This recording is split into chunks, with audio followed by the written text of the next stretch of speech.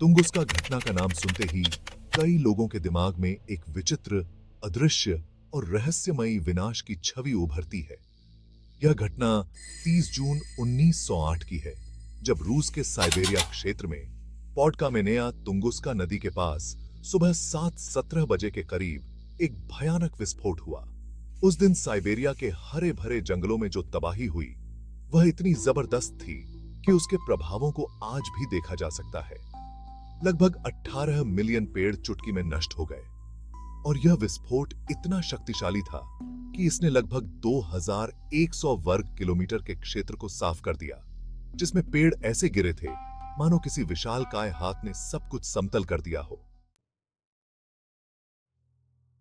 सोचिए, एक शांत और वीरान जंगल जहां केवल प्रकृति का संगीत गूंजता है, अचानक उस सुबह वहां आग और धुएं की लपटें उठती हैं। विस्फोट इतना शक्तिशाली था कि उसे मीलों दूर तक महसूस किया गया। दूर दूर के शहरों में लोग अचानक अपनी खिड़कियों के कांच टूटने की आवाज से जाग गए। यह समझने में उन्हें काफी समय लगा कि उनके साथ क्या हो रहा है, क्योंकि यह किसी प्रलय से कम नहीं था। विस्फोट के समय आसमान में एक चमकीला नीले रंग का प्रकाश देखा गया, जो सूर्य जैसा दिख रहा था। प्रत्यक्षदर्शियों के अनुसार आकाश मानो दो हिस्सों में बंट गया हो और आग का एक विशाल स्तंभ जंगलों के ऊपर फैल गया।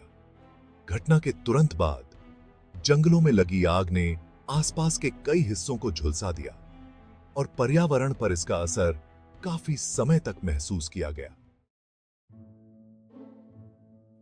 यह घटना जहां घटी, वहां बहुत कम आबादी थी और उसके गवाह भी गिनती के थे।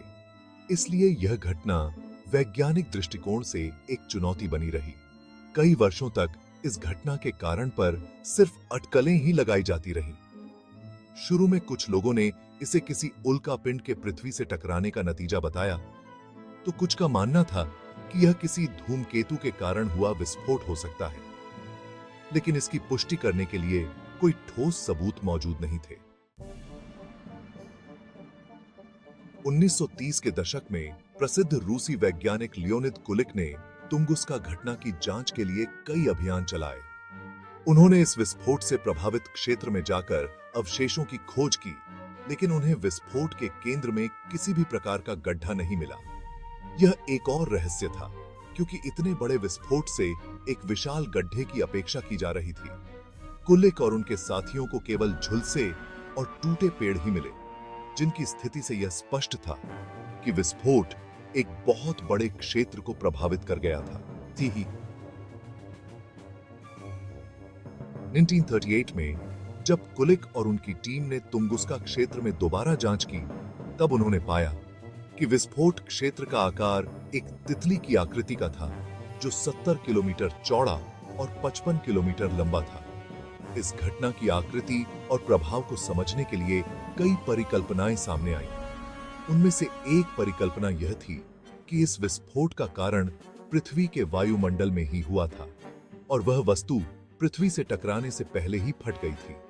कुछ साल बाद शोधकर्ताओं ने पूरे क्षेत्र में सूक्ष्म धातु गोले पाए, जिनमें निकेल और लौह का मिश्रण पाया गया।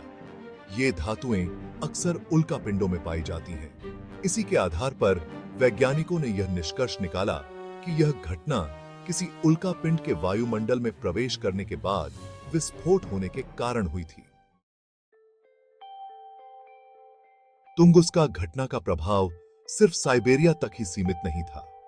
विस्फोट के बाद के दिनों में पूरे एशिया और यूरोप में रात के समय आसमान में एक अजीब सी चमक देखी गई, जिसने लोगों को चौंका दिया। इस चमक का कारण हवा में उत्पन्न हुए बर्फीले कणों को माना गया, जो विस्फोट के कारण वातावरण में फैल गए थे।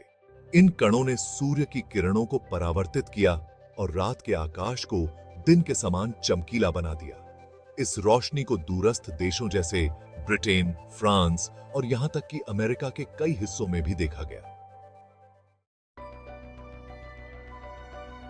वैज्ञानिकों की भविष्यवाणियां और आधुनिक अनुसंधान 20वीं सदी के मध्य में जब अंतरिक्ष अनुसंधान तेज हुआ, तब वैज्ञानिकों ने यह समझना शुरू किया कि ऐसे वायुमंडलीय विस्फोट कोई नई घटना नहीं है।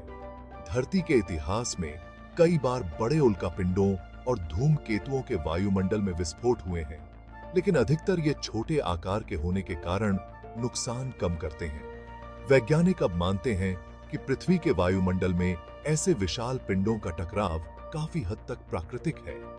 कुछ वैज्ञानिकों का मानना है कि भविष्य में तुंगुस्का जैसी घटना दोबारा घटित हो सकती है, और अगर ऐसा किसी आबादी वाले क्षेत्र में हुआ तो परिणाम गंभीर हो सकते हैं। इसलिए अंतरिक्ष में क्षुद्र ग्रहों और उल्कापिंडों की निगरानी की जा रही है, ताकि भविष्य में ऐसी किसी घटना से बचाव किया जा सके। तुंगुस्का घटना से संबंधित एक अद्भुत तथ्य यह है कि यह पृथ्वी पर उस समय का सबसे बड़ा वायुमंडलीय विस्फोट था, जिसमें 1000 हिरोशिमा बमों के बराबर ऊर्जा उत्पन्न हुई थी।